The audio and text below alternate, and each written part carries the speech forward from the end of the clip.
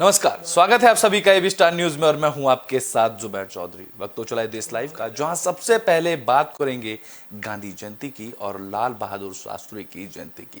आज पूरा देश गांधी जयंती और लाल बहादुर शास्त्री की जयंती पर उनको याद कर रहा है। बता दें कि आम लोगों से लेकर बड़े बड़े नेताओं ने दोनों को श्रद्धांजलि अर्पित की है, तो वहीं सत्य और अहिंसा के सिद्धांत महात्मा गांधी की सबसे बड़ी ताकत थी और सबसे मजबूत।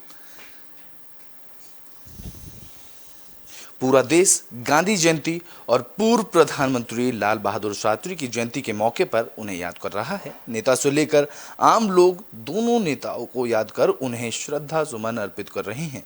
देश भर में कई कार्यक्रम का आयोजन किया जा रहा है, तो वहीं सत्य और अहिंसा के सिद्धांत बापू की सबसे बड़ी ताकत थी। सत्य और अहिंसा के मार्ग पर चलते हुए उन्होंने देश को आजाद कराने को लेकर कई आंदोलन किए और अंग्रेजों को फिर भारत छोड़ो जाने पर मजबूर होना पड़ा। देश में राष्ट्रपिता महात्मा गांधी की 153वीं जयंती मनाई जा रही है। इस बीच राष्ट्रपति द्रौपदी मुर्मू राजघाट पहुंची, जहां उन्होंने महात्मा गांधी को श्रद्धांजलि अर्पित की। उनके अलावा प्रधानमंत्री नरेंद्र मोदी ने भी राजघाट पहुंचकर बापू को श्रद्धांजलि अर्पित की। पीएम मोदी के अलावा कई नेताओं का बापू के समाधि स्थल राजघाट पर पहुंचना जारी रहा। इससे पहले कांग्रेस के अंतरिम अध्यक्ष सोनिया गांधी और मल्लिकार्जुन खड़गे ने राजघाट पर पहुंचकर महात्मा गांधी को श्रद्धांजलि दी और इसके अलावा उपराष्ट्रपति जगदीप धनखड़ ने भी बापू को नमन किया। तो वहीं यूएन महासचिव एंटोनियो गुटेरेस ने भी महात्मा गांधी को श्रद्धांजलि दी। सीधे तौर पर उन्होंने ट्वीट किया है, जिसमें उन्होंने लिखा है कि अंतर्राष्ट्रीय अहिंसा दिवस पर हम महात्मा गांधी की जयंती शांति का महत्व, सम्मान और सभी के लिए गरिमा का त्योहार मनाते हैं। उन्होंने आगे लिखा कि हम इन वैल्यूओं को अपनाकर आज के सभी संकटों को हरा सकते हैं। हमें अपनी संस्कृति और सीमाओं के परे काम करना होगा, जिससे एक नए भविष्य का निर्माण होगा। सीधे तौर पर यूएन के महासचिव ने ट्वीट कर महात्मा गांधी को श्रद्धांजलि अर्पित करी। बता दें कि गांधी जयंती से एक दिन पहले शाम को ही राष्ट्रपति द्रौपदी मुर्मू ने देश के नाम संदेश दिया था। उन्होंने इस संदेश में महात्मा गांधी को श्रद्धांजलि अर्पित करते हुए कहा कि गांधी जयंती हम सभी के लिए उनके प्रेरक जीवन के मूल्य, शांति, समानता और सांप्रदायिक सद्भाव के लिए खुद को फिर से समर्पित करने का अवसर है। सीधे तौर पर उन्होंने कहा कि यह साल पूरे देश के लिए बहुत ही विशेष है। उन्होंने कहा कि हम आज़ादी का अमृत महोत्सव मना रहे हैं। ऐसे में ये समय हम सभी के लिए गांधी जी के सपनों के भारत को आकार देने की दिशा में काम करने का समय है। राष्ट्रपति ने अपने संबोधन में अहिंसा पर चलने और गांधी के सूत्रों का पालन करने के लिए भी कहा। उन्होंने कहा कि गांधी जी ने पूरी मानवता को उनकी वास्तविक क्षमता दिखाई और करुणा की शक्ति को सिद्ध किया। सीधे तौर पर उन्होंने कहा कि सत्य और अहिंसा के मार्ग पर चलने, आपसी सद्भाव को बढ़ावा देने और देश और दुनिया की प्रगति की दिशा में काम करने का संकल्प सभी को लेना चाहिए। बता दें कि महात्मा गांधी जी का जन्म 2 अक्टूबर 1800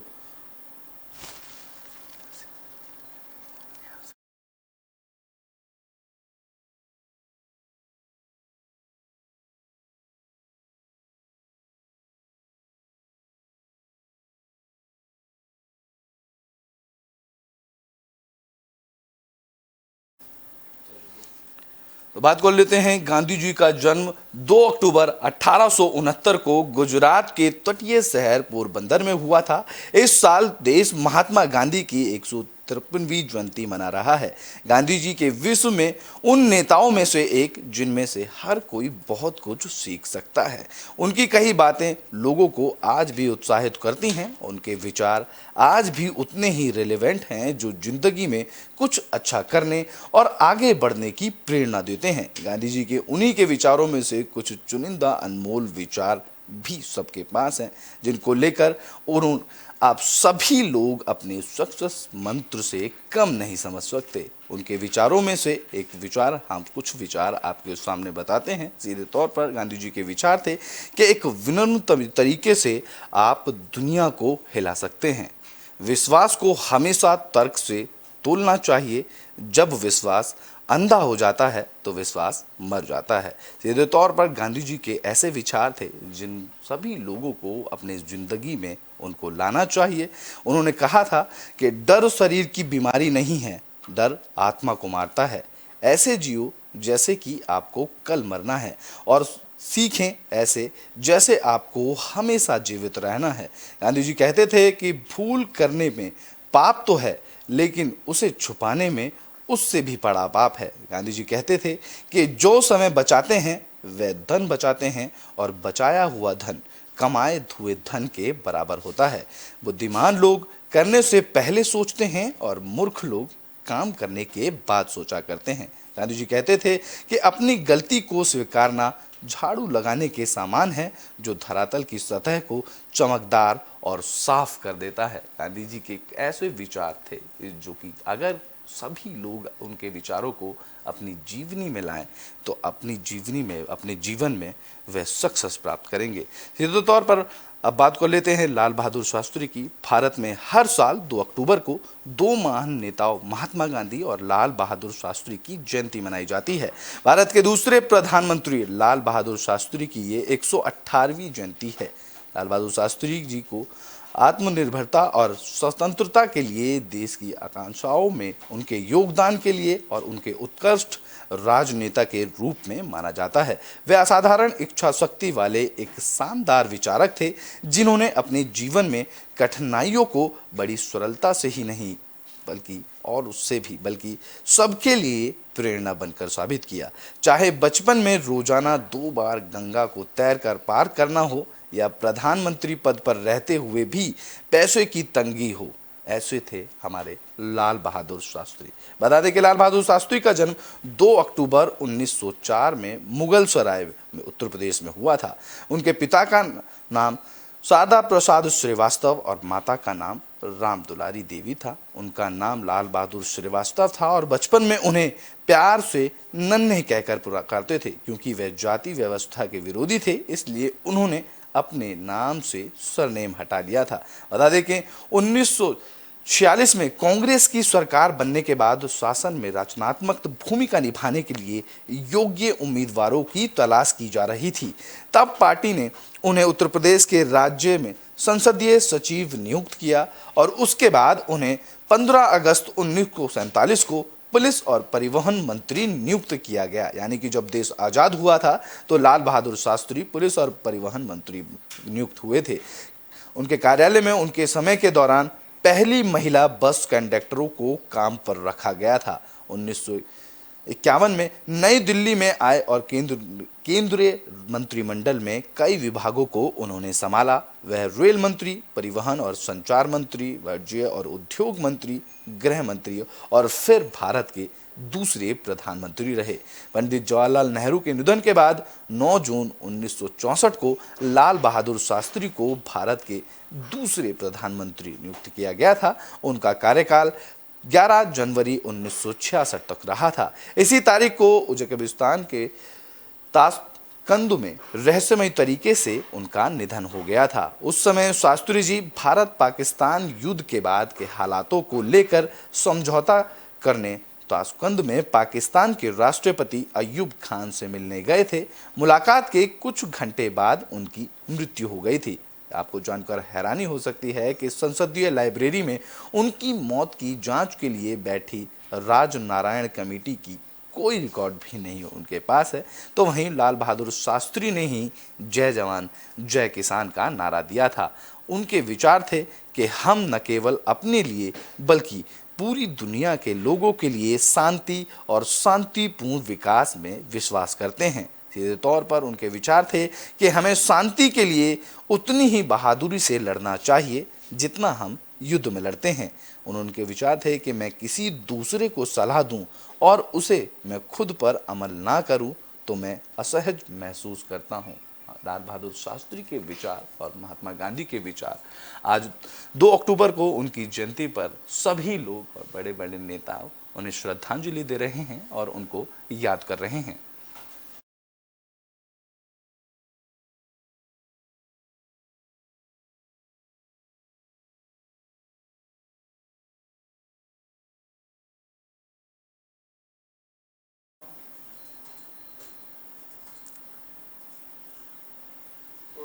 तो बुलेटिन में बात अब कानपुर की कर लेते हैं, जहां एक अज्ञात ट्रक ने पिकअप गाड़ी को टक्कर मारी और इस हादसे में 5 लोगों की मौत हो गई तो वहीं कई लोग घायल हो गए। बता दें कि कानपुर चकेरी के अहिरवा हाईवे पर अज्ञात ट्रक ने हाईवे किनारे खड़े पिकअप में टक्कर मार दी। इस हादसे के दौरान पिकअप में सवार 15 लोग घायल हो गए, जो बच्चे का मुंडन कराने कानपुर आए थे।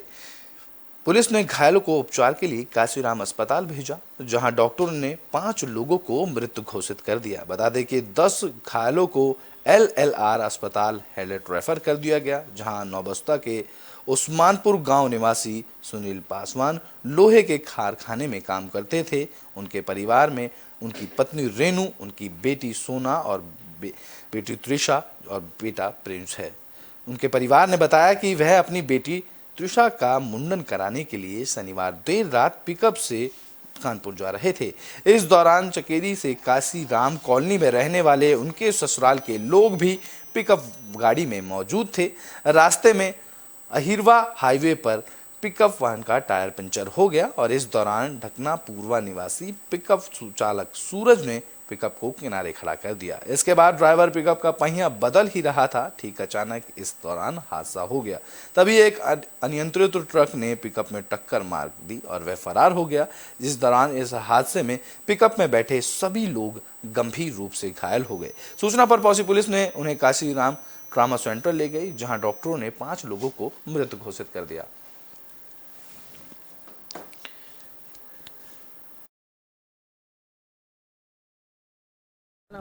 आकाश। आकाश, किस तरह से घटना हुई है, क्या हुआ? एक मेरी गाड़ी का टायर पंचर हो गया था और मैं कहते स्टपनी मंगवाया था मैंने कानपुर आगरा से।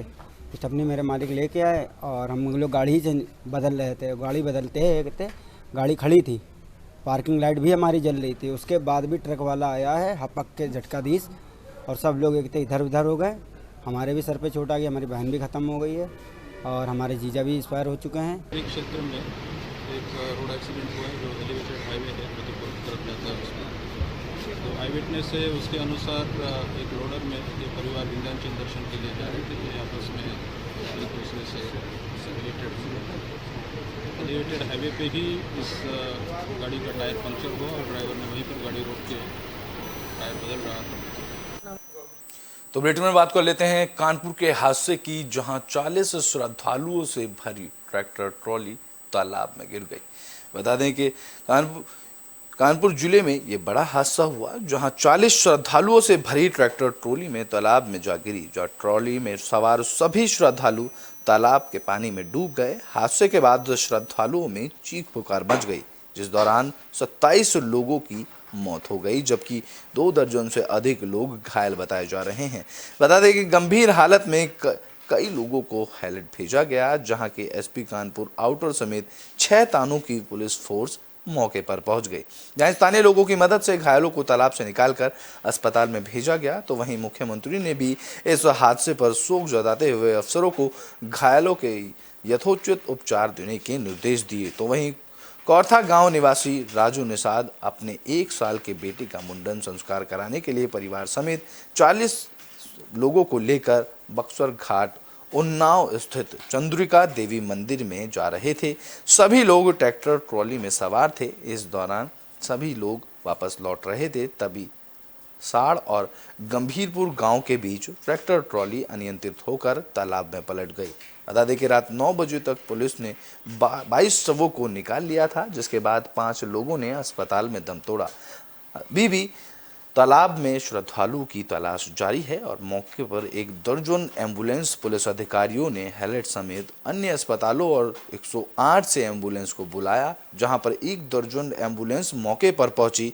वहां से घायलों को लेकर CST और हैलेट अस्पताल भिजवाया गया, जहां पर मिथिलेश की पत्नी राम सजीवन, केसकुली की पत्नी देवसराज, किरण पुत्री पारुल, अंजलि रामनायक, कई लोग घायल हो गए। इस दौरान पुलिस ने जवान स्थानीय लोगों के साथ तालाब में डूबे लोगों को निकालने में जुटी रही, जिसमें अंधेरे में ही लोगों को निकालने में दिक्कत आ रही थी। बता दें कि तालाब में कितने लोग फंसे हैं, इसको बताना पाना भी अधिकारियों के लिए मुश्किल रहा। यूपी में CM योगी आदित्यनाथ ने कानपुर में सड़क हादसे में हुई जनहानि पर गहरा दुख प्रकट किया।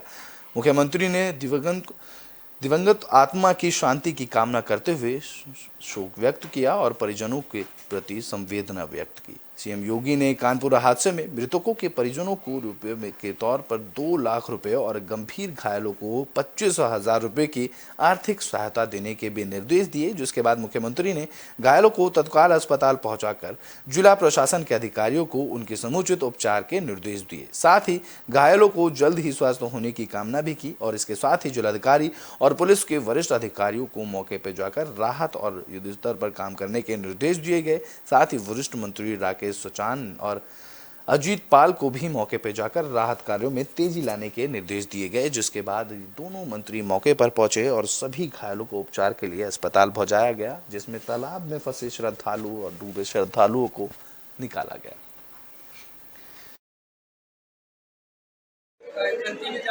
पानी भरा हुआ था, बगल में पुलिस प्रशासन खड़ा था पेट्रोलिंग, अगर चाहता तो बगल में ट्रैक्टर खड़ा था, ट्राली पलट गई थी, पानी में सब ऊपर से दब गए थे, चाहते तो तुरंत ट्रैक्टर से ट्राली पलट जाती, सब लोग बच जाते। प्रशासन देखता रहा, कुछ नहीं किया। जब 2-3 लोग ट्रैक्टर में बैठे लोग बचे लोग इंडिया गाँव से अपने गाँव से 2 ट्रैक्टर लेके गए, कम से कम 100 आदमी लेके गए, तब जाके ट्राली पलटवा। और पुलिस प्रशासन वहाँ कोई मदद नहीं कर रही थी। एम्बुलेंस के लिए फोन किया तो एम्बुलेंस भी नहीं आई। योगी जी ने, क्योंकि हम लोग मीटिंग में थे, योगी जी के निर्देश पर हम लोग यहाँ कानपुर के हाथ से सीधे आए। हम और हमारे अजीत पाल जो हमारे मंत्री हैं, दोनों लोग और लगातार अधिकारियों से बात कर ली। आप देख रहे हैं सारे डॉक्टर, सारा इलाज, सब व्यवस्था, कुछ सीरियस थे। बीते दिन जो एक परिवार के लिए जो मुंडन कराने के लिए मंदिर गए थे, मंदिर से मुंडन कराने के बाद जब लौट रहे थे तो रुक के इन्होंने चाय नाश्ता किया। उसके बाद जब एकाएक वो वहाँ से मुश्किल से 3 किलोमीटर दूर था इनका घर, लेकिन वो ड्राइवर जो था वो ट्रैक्टर बहुत तेज चला रहा था। पर उसमें कुछ हमारे पास डिजिटल फुटेज भी आए, इसमें लोग उसको समझा रहे थे कि इतना तेज़ मत चलाओ, और कई महिलाएं ने उनको जोर से बताया भी कि इतना तेज़ मत चलाओ, लेकिन वहाँ पे जो है अनियंत्रित हो गई उनकी ट्रैक्टर और पूरा ट्रॉला पलट गया। और जो ट्रॉला पलट गया उसमें बच्चे और उसमें महिलाएं जो है दब गई। ये सूचना जैसे प्राप्त हुई, वहाँ के प्रत्यक्षदर्शियों ने बताया, वो तुरंत पुलिस वहाँ पे PRV वैन 112 साड़ पुलिस और साथ में जो प्रत्यक्षदर्शी थे वो तुरंत मौके पर दौड़े। तो बुलेटिन में बात सीतापुर की कर लेते हैं, जहां ट्रैक्टर ट्रॉली ने टैंकर में टक्कर मार दी। इस दौरान दोनों में आग लग गई। इस हादसे में एक लोग की मौत हो गई तो वहीं कई लोग घायल बताए जा रहे हैं। बिस्वा रेउसा मार्ग पर मूरतपुर गांव के पास शनिवार रात एक ट्रैक्टर और टैंकर में भिड़ंत हो गई, जिसकी वजह से दोनों गाड़ियों में आग लग गई। हादसे में एक व्यक्ति जिंदा जल गया और 5 लोग घायल हो गए, जहां 1 घंटे की कड़ी मशक्कत के बाद फायर ब्रिगेड को आग बुझाने में कामयाबी मिली, तो वहीं कई थानों की पुलिस टीम मौके पर पहुंची। बता दें कि घायलों को CHC रेउसा के में जिला अस्पताल रेफर किया गया, जहां थाना क्षेत्र के पाऊ सरदार पुत्र बलदेव सिंह ट्रैक्टर ट्रॉली में धान भरकर सीतापुर मंडी बेचने जा रहे थे। वहीं बिस्वादी के फैक्ट्री से एक टैंकर में एथेनॉल भरकर गोंडा ले जाया जा रहा था, जहां मूरतपुर गांव के पास दोनों गाड़ियों में आमने सामने से भिड़ंत हो गई। टैंकर इस दौरान पलट गया और एथेनॉल के ज्वलनशील होने के कारण इसमें आग लग गई। आग ने ट्रैक्टर को भी अपनी चपेट में ले लिया, जहां फायर ब्रिगेड की टीम ने आने के बाद आग बुझाने का काम शुरू किया और 1 घंटे की कड़ी मशक्कत के बाद आग पर काबू पाया गया। हादसे की सूचना मिलते ही DM और SP भी मौके पर पहुंच गए, जहां SP ने बताया कि हादसे में एक व्यक्ति की जलकर मौत हो गई है। हालांकि ग्रामीणों के मुताबिक मरने वालों की संख्या और भी ज्यादा हो सकती है। और एक धान का ट्रैक्टर, ये आपस में सामने सामने टक्कर होने के कारण यहाँ एक्सीडेंट हुआ और जो टैंकर है वो पलट गया। उसका इथेनॉल जलने के कारण यहाँ आग लगी थी। यहाँ पे तत्काल चीज़ों का संज्ञान लेते हुए इमीडिएटली यहाँ पे 5 फायर टेंडर्स पहुँचाए गए। साथ ही साथ लोकल जो CO SDM ये मौके पे पहुँचे, DM साहब और मैं भी यहाँ पे मौके पे अभी मौजूद हूँ। CFO यहाँ मौके पे मौजूद है। CFO के रिपोर्ट के अनुसार और 5 जो गाड़ियाँ यहाँ पर है उनके द्वारा जो आग है उस पर काबू पा लिया गया है। जो यहाँ की जानकारी है उसके अनुसार ये पता है कि जो टैंकर तो बुलेटिन में बात अब महाराष्ट्र राजनीति की कर लेते हैं। आपको बता दें कि उद्धव ठाकरे की मुश्किलें लगातार बढ़ती जा रही हैं। उद्धव ठाकरे के करीबी अब फिर शिंदे गुट में शामिल हो सकते हैं। बता दें कि महाराष्ट्र के पूर्व मुख्यमंत्री और शिवसेना प्रमुख उद्धव ठाकरे की मुसीबतें कम होने का नाम नहीं ले रही। एक के बाद एक नेता उनका साथ छोड़कर शिंदे गुट में शामिल हो रहे हैं। यह राजनीतिक संग्राम कब थमेगा ये कहना अभी मुश्किल है, क्योंकि मौजूदा समय में दशहरा रैली को लेकर उद्धव और शिंदे गुट के बीच तनातनी देखने को मिल रही है। इस बीच खबर है कि उद्धव ठाकरे के करीबी मिलिंद नार्वेकर भी जल्द शिंदे गुट में शामिल हो सकते हैं। नार्वेकर शिवसेना सचिव हैं और उद्धव ठाकरे से काफी भरोसेमंद आदमी माने जाते हैं। ऐसे में अगर शिंदे गुट में वे शामिल होते हैं तो ये ठाकरे के लिए बड़ा झटका माना जा रहा है। बता दें कि शनिवार को शिंदे खेमे में मंत्री गुलाबराव पाटिल नार्वेकर को लेकर एक ऐलान भी कर चुके हैं। उन्होंने सभा को संबोधित करते हुए कहा कि चंपा सिंह के बाद अब मिलिंद नार्वेकर अपने रास्ते पर हैं। दरअसल शिवसेना में फूट के बाद भी नार्वेकर ने मुख्यमंत्री एकनाथ शिंदे के संपर्क बनाए रखे हैं, जिसको लेकर शिंदे गणेश उत्सव के दौरान नार्वेकर के घर भी गए थे। बता दें कि शिवसेना के अंदर नार्वेकर काफी शक्तिशाली माने जाते हैं। टिकट बंटवारे में भी उनकी दखल थी, जहां तक कि वह उद्धव ठाकरे और देवेंद्र फडणवीस के बीच की मध्यस्थता भी रखते हैं। लेकिन महाराष्ट्र विकास आघाड़ी के सत्ता में आने के बाद नार्वेकर को दरकिनार कर दिया गया था। भले ही वे ठाकरे की कोर टीम में बने रहे, लेकिन उन्हें बड़ी जिम्मेदारी नहीं गई थी। इस वजह से उनकी नाराजगी जताई जा रही है। बता दें कि शायद इसको लेकर वे नाराज हैं और अब ये खबर सामने आ रही है कि वे महाराष्ट्र के मुख्यमंत्री शिंदे सरकार में शामिल हो जाएंगे और शिंदे गुट में शामिल हो जाएंगे, जिसके लिए ये शिवसेना के लिए और उद्धव ठाकरे के लिए बड़ा झटका माना जा रहा है।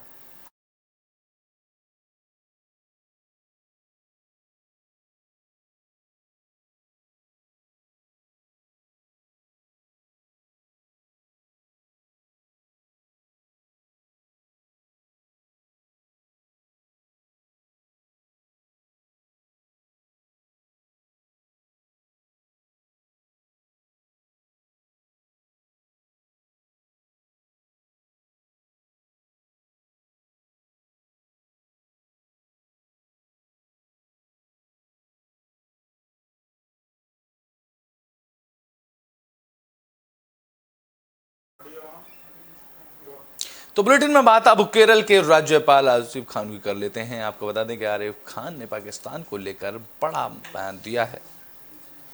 केरल के राज्यपाल मोहम्मद आरिफ खान ने रविवार को कहा कि हमें अपनी ताकत को इतना बढ़ाना होगा कि हम आतंकवाद जैसी बीमारियों से लड़ सकें। हालांकि हमें ध्यान रखना होगा कि इसमें किसी का नुकसान ना हो। बता दें कि गांधी जयंती के मौके पर राष्ट्रवाद और इसके महत्व पर चर्चा करते हुए खान ने कहा कि हम बंटवारे को भूल गए हैं। हम अपने निर्माण के और विकास में लगना चाहते हैं, लेकिन हमारा पड़ोसी इसे भूलने नहीं देता। वह रोज कश्मीर में आतंकवादी भेजता है और इसे बंटवारे का अनसुलझा मुद्दा बताता है। उन्होंने कहा कि यह आज भी नहीं है, बल्कि बहुत पुरानी बीमारी है। हमें अपनी ताकत इतनी पैदा करनी है कि इन बीमारियों से हम लड़ सकें और किसी को नुकसान पहुंचाने के लिए हमको अपनी ताकत नहीं बढ़ानी चाहिए। सीधे तौर पर केरल के राज्यपाल आरिफ खान ने बयान दिया है और पाकिस्तान को लेकर उन्होंने कई बड़ी बात कही है। सीधे उन्होंने कहा है कि पाकिस्तान आज भी बंटवारे को लेकर देश में आतंकवाद फैला रहा है और कश्मीर में लगातार आतंकवादी भेज रहा है। सीधे तौर पर उन्होंने भारत के लिए कहा कि भारत को अपनी ताकत बढ़ानी होगी और अपनी ताकत किसी को नुकसान पहुंचाने के लिए नहीं, बल्कि ऐसी बीमारियों से लड़ने के लिए जिसका हल भारत के लिए सही माना जाए।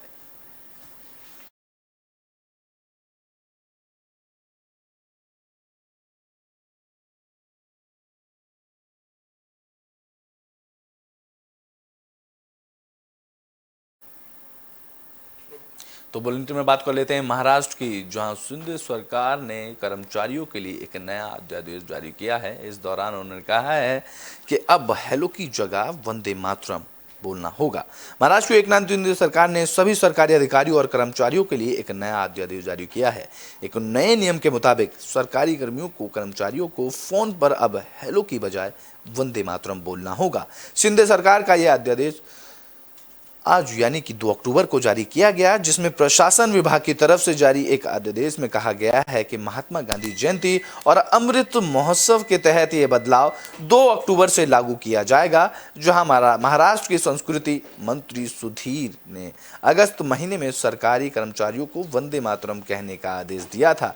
बता दें कि उसमें यह भी कहा गया था कि जल्द ही इसे अध्यादेश के रूप में लाया जाएगा। इस दौरान कार्यक्रम का उद्घाटन महाराष्ट्र के उप मुख्यमंत्री देवेंद्र फडणवीस ने वर्धा में किया, जिस दौरान यह सर्कुलर सरकारी, अर्ध सरकारी, स्थानीय नागरिक निकाय, सहायता प्राप्त स्कूल और कॉलेज और बाकी के संस्थानों पर लागू होने जा रहा है। सर्कुलर में कहा गया है कि हेलो एक अर्थहीन शब्द है। अगर वंदे मातरम की शुरुआत के साथ फोन पर बातचीत शुरू की जाए तो यह एक अनुकूल माहौल बनाने और सकारात्मक ऊर्जा देने में मदद करेगा। तो वहीं संस्कृति मंत्री सुधीर की तरफ से इस संबंध में आदेश दिए जाने के बाद कुछ दिनों बाद ही महाराष्ट्र वन विभाग ने अपने कर्मचारियों को वंदे मातरम कहकर सरकारी कामों से संबंधित कॉल का जवाब देने का आदेश दिया था, जिसके बाद वन विभाग की ओर से बाकायदा GR जारी किया गया था। वन विभाग के सभी अधिकारियों और कर्मचारियों से अनुरोध किया गया कि वे सरकारी काम से जुड़े आम नागरिकों और जनप्रतिनिधियों के फोन कॉल का जवाब देते हुए हेलो के बजाय वंदे मातरम ही कहें। और अब राज्य सरकार ने सभी सरकारी अधिकारियों को हेलो की जगह वंदे मातरम कहने के लिए GR जारी कर दिया है, जो कि एक बड़ी पहल देखी जा रही है।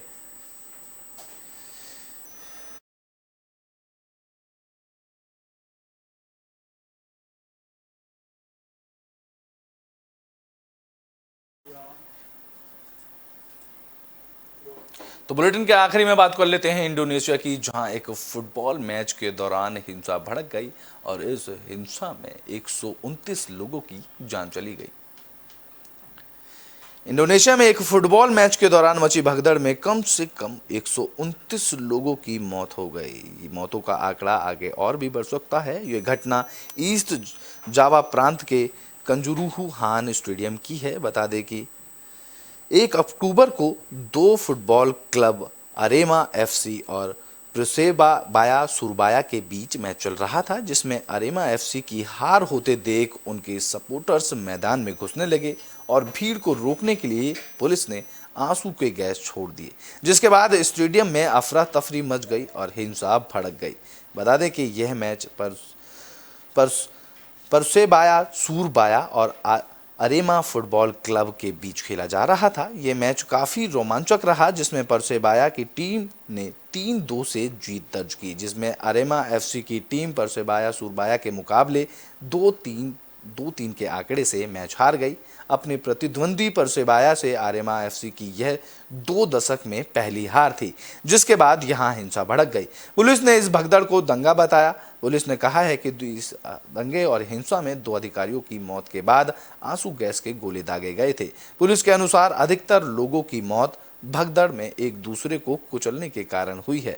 बता दें कि पर्सेबाया सुरबाया और अरेमा फुटबॉल क्लब एक दूसरे के कठोर प्रतिद्वंदी माने जाते हैं और करीब 2 दशक बाद किसी मैच में अरेमा फुटबॉल क्लब को पर्सेबाया के खिलाफ हार मिली है। शायद फैंस इसी हार को पचा नहीं सके और इस दौरान हिंसा भड़क गई।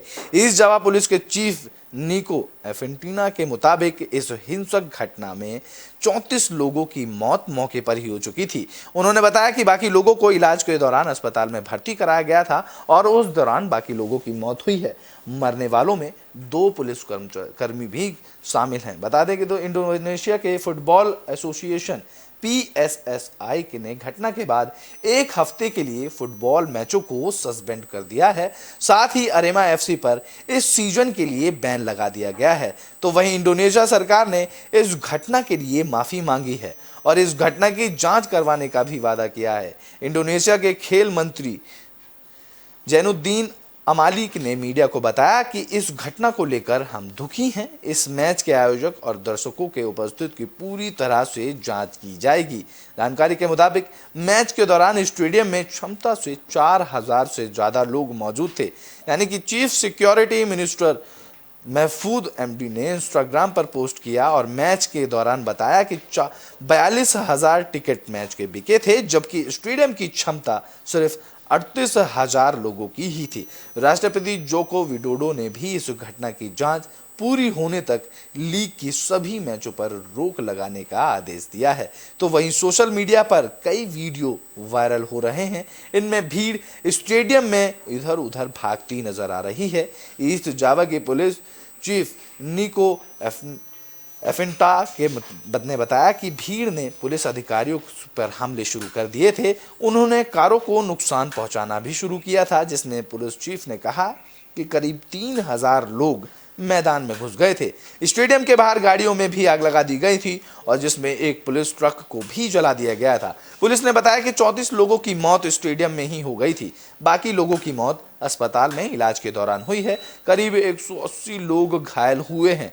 एक अस्पताल के डॉक्टर ने बताया कि मरने वालों में एक 5 साल का बच्चा भी शामिल है। इस फुटबॉल मैच के दौरान भी 2 दशक बाद एक टीम हारती है और कैसे उसके समर्थक आग बबूला हो जाते हैं और स्टेडियम में हिंसा भड़क जाती है। बता दें कि वहीं आर्यमा एफसी पर इस सीजन के लिए प्रतिबंध भी लगा दिया गया है और देश के मुख्य सुरक्षा मंत्री ने बताया है कि स्टेडियम में क्षमता से ज्यादा दर्शक मौजूद थे, जिसके बाद राष्ट्रपति जोको विडोडो ने आदेश दिया है कि जांच पूरी होने तक इंडोनेशिया की टॉप फुटबॉल लीग के सभी मैचों को रोक दिया जाए। राष्ट्रपति विडोडो ने सभी लीगा 1 के मैचों को स्थगित करने के बाद कहा कि राष्ट्र में यह आखिरी फुटबॉल हादसा होगा। सीधे तौर पर उन्होंने ये संकेत भी दिया और चेतावनी दी कि अब ये इस राष्ट्र में आखिरी फुटबॉल हादसा होगा। बता दें कि इससे पहले भी कई स्टेडियम हादसों का शिकार हो चुके हैं। साल 1964 में लीमा में पेरू और अर्जेंटीना के बीच ओलंपिक क्वालिफायर मैच में हिंसा भड़क गई थी, जहां भगदड़ के दौरान 320 लोगों की मौत हुई थी और 1000 से अधिक लोग इस हिंसा में घायल हुए थे। इस दौरान भी भगदड़ मची थी और इस भगदड़ की वजह से 1964 में 300 लोग मारे गए थे। बता दें कि साल 1989 में भी शेफील्ड में हिल्सोबोरो स्टेडियम में भगदड़ हुई थी, जहां लिवरपूल के 97 प्रशंसक मारे गए थे। इस दौरान भी स्टेडियम में हादसा हुआ था और अब एक हादसा इंडोनेशिया के फुटबॉल स्टेडियम में हुआ, जहां दो टीमों के बीच मैच चल रहा था। दोनों टीमों को अपना बहुत ही प्रतिद्वंदी माना जाता है, जिसके बाद एक टीम 20 दशक बाद हारती है और उसके प्रशंसक स्टेडियम में घुस जाते हैं और पुलिस पर हमला कर देते हैं, जिसके बाद पुलिस को आंसू गैस छोड़ने पड़े और इस हादसे में भगदड़ मच गई। आंसू गैस के गोले के बाद 129 लोगों की मौत इसमें बताई जा रही है। हालांकि मौतों का आंकड़ा और भी बढ़ सकता है।